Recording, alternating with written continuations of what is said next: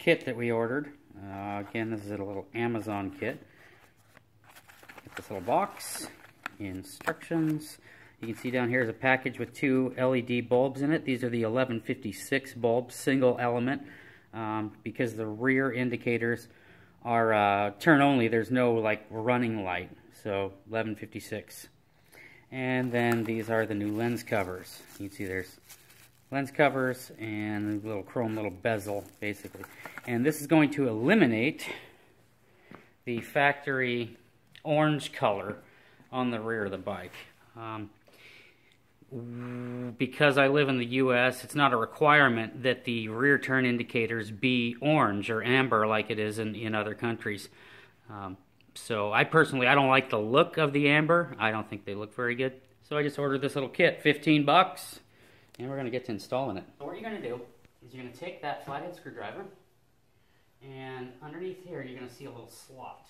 You look up under there, put it in there, and twist it, and that lens will pop off, just like that. Perfect. So then we're going to take this bulb, you're going to push it in, quarter turn left, and it'll pop out. Go ahead and grab a hold of the bolt. Push in. So you push in. Yep, push in, quarter turn, and it'll pop out. Which way? Left? Towards me. There it is. So there's that one. So, see if there is a spot to open these little guys up. Not really. So, we'll stab it. So, this is a little LED bulb. And same thing, it goes in, quarter turn. Line up the slots, push in, and quarter turn it. There it is, just like that. And then this is the new cover, and it's got a little shade over the top, so we want that to be as close to the top as we can. And it just pops in. So line it up, and give it a good hard push. Do it.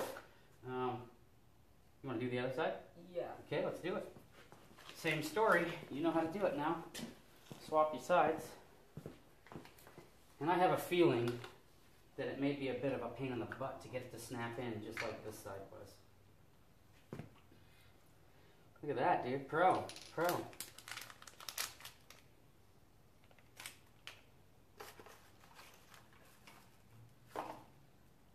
Got it? Yeah. Okay, so then push this red out, and you're going to push only the red half, not the chrome. And it's going to take some real pushing to get it to pop in. You got shove like a mofo. Don't be afraid, you won't break it. Line it up. Shove like a mofo. There it goes. I think they look great. So, you got to turn. Look at that. Now let's turn that guy off. Right turn. How cool, dude. Nice and bright. Awesome. Okay. Job well done. Nice job. Well, you see that that bolt sticking out there and all that wet damp around there? That is gasoline. And it is coming out of the tank. Yeah, so somewhere along the lines this thing has developed a leak in the fuel tank. It's very, very slow, but you can smell fuel when I open the garage. And I noticed when we had the seat and the tank off to do the Springer front end, you know, I looked underneath the tank and I could see there was some JB weld and crap all around the back of that. So in the past, somebody's worked on that before. So what we're going to do here is I'm getting ready to pull this tank off, and we're going to use a product called Cream. This is it right here.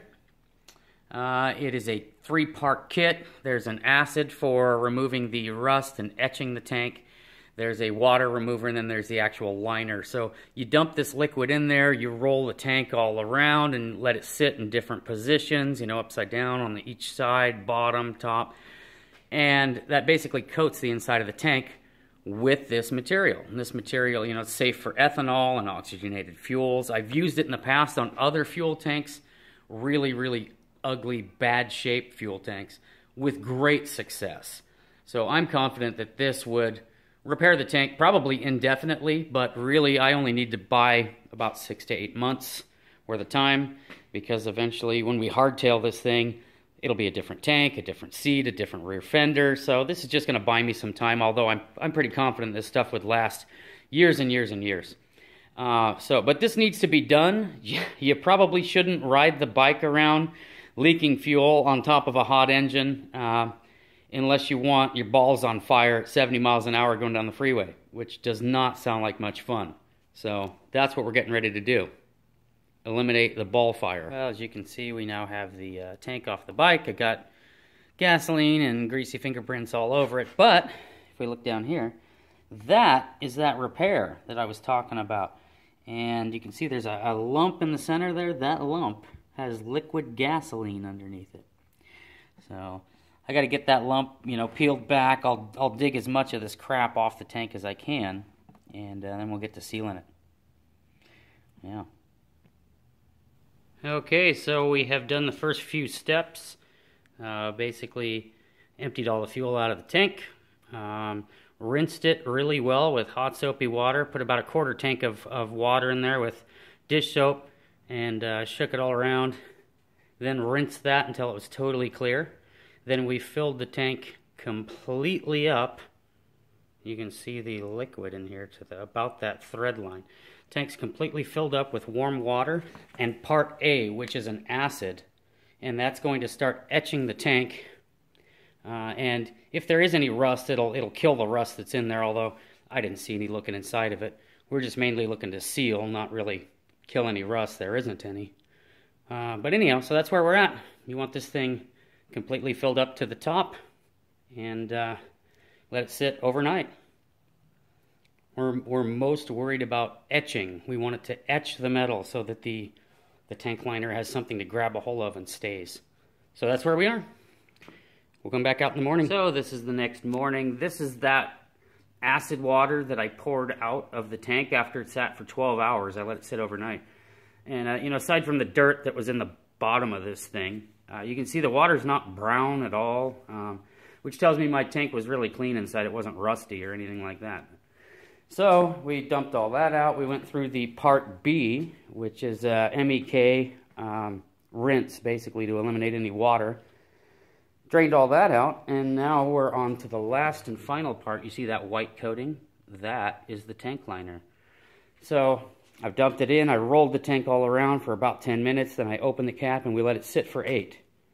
And we put the cap back on. We roll it all around again, and we let it sit on one side for about 8 minutes with the cap off. Put the cap back on, roll it all around, let it sit on another side. And you just keep doing that, basically, until you reach the desired thickness. I'm going to keep doing this until the entire pint has cured inside there. Might as well have as thick a coating as we can, but that's where we're at. A few hours and we'll be ready to let it cure.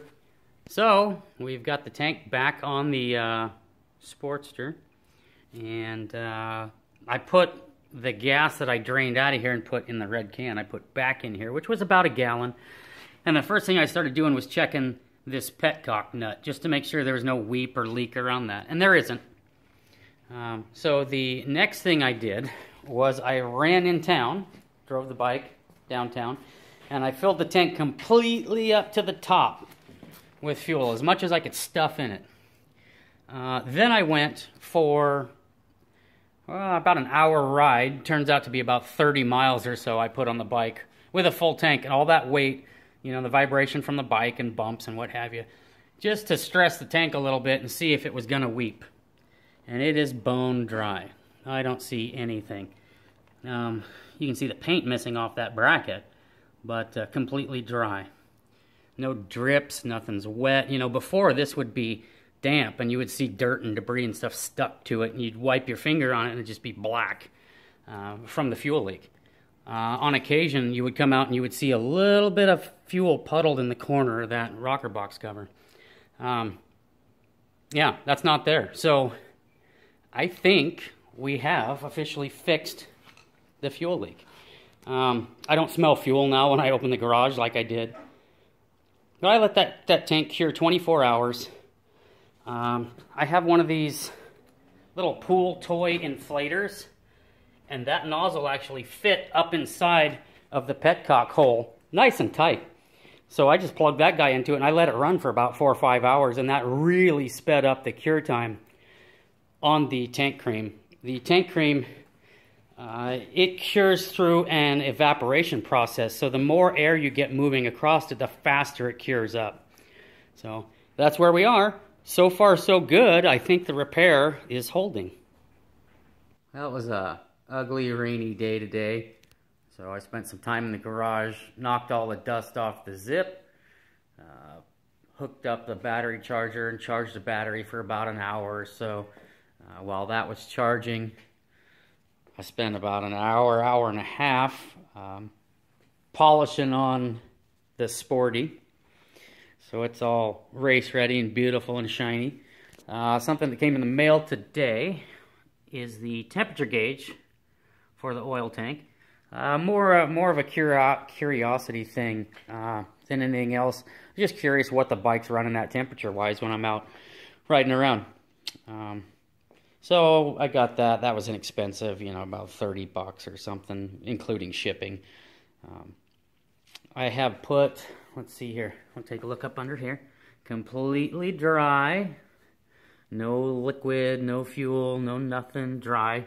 I put about 170 miles on the bike since we did the tank repair. Not a drip. Still completely dry. Garage does not reek of gasoline anymore. Yeah, so the tank repair is holding. That's where we're at. Little things here and there.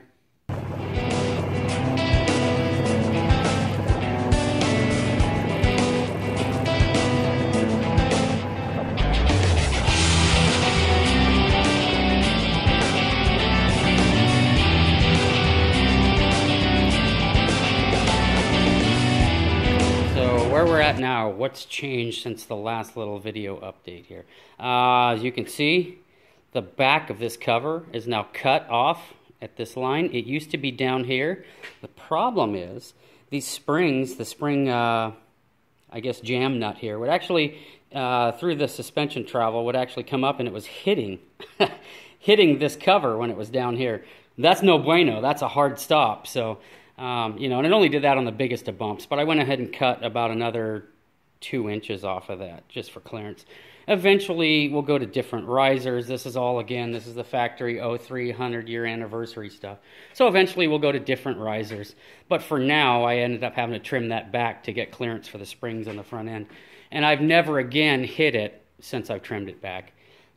We pulled the belt guard off. I think it looks like crap. Keep it to yourself, you safety Nazis. Your opinion doesn't matter to me. What else is new? Oh, rear brakes. I noticed that the rear brake pads were getting low, worn.